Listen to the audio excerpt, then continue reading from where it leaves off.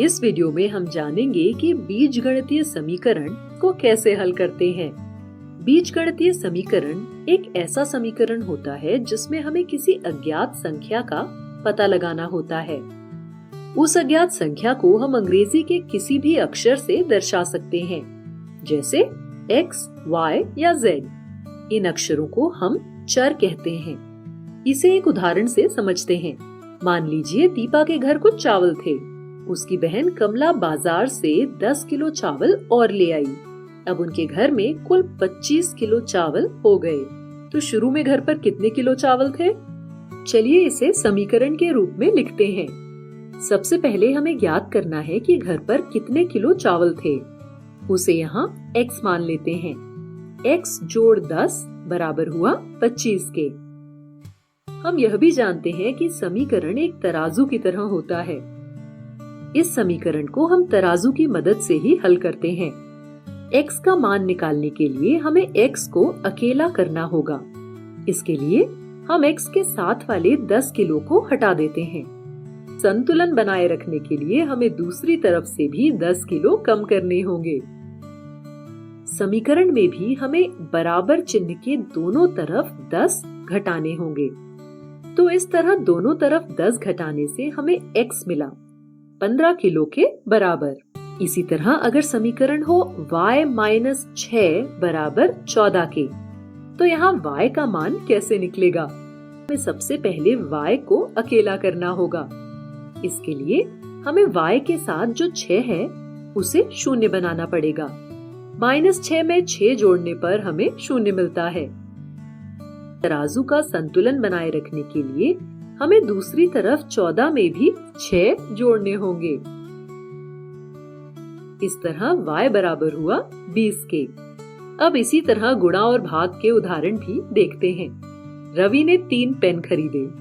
तीनों पेन की कुल कीमत 45 रुपए। तो एक पेन की कीमत कितनी होगी? मान लेते हैं एक पेन की कीमत है z रुपए। रवि ने ऐसे 3 पेन खरीदे तो कुल कीमत हुई 3 गुणा z, जो कि 45 रुपए के बराबर है। तो समीकरण बना 3z बराबर 45।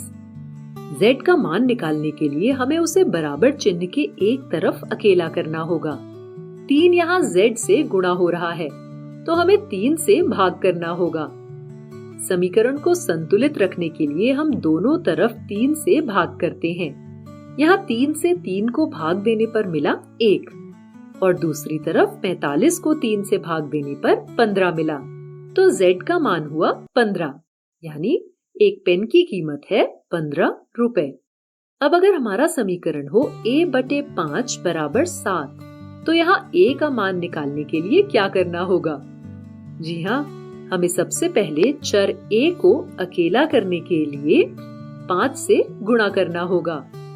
समीकरण का संतुलन बनाए रखने के लिए हम दूसरी तरफ भी 7 को 5 से गुणा करेंगे।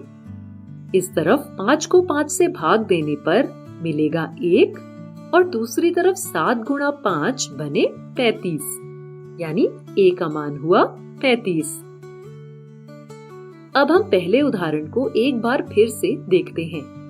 यहाँ हमने x को अकेला करने और समीकरण का संतुलन बनाए रखने के लिए दोनों तरफ से 10 को घटाया।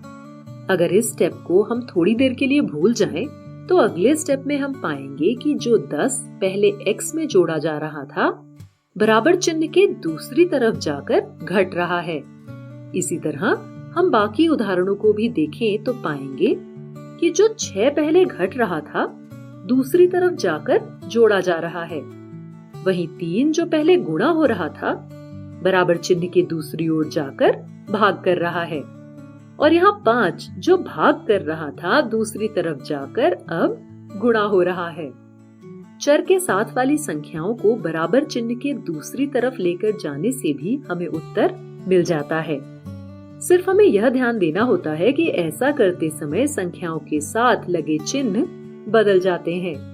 जोड़ हो जाता है घटाव, घटाव हो जाता है जोड़, गुणा हो जाता है भाग और भाग हो जाता है गुणा।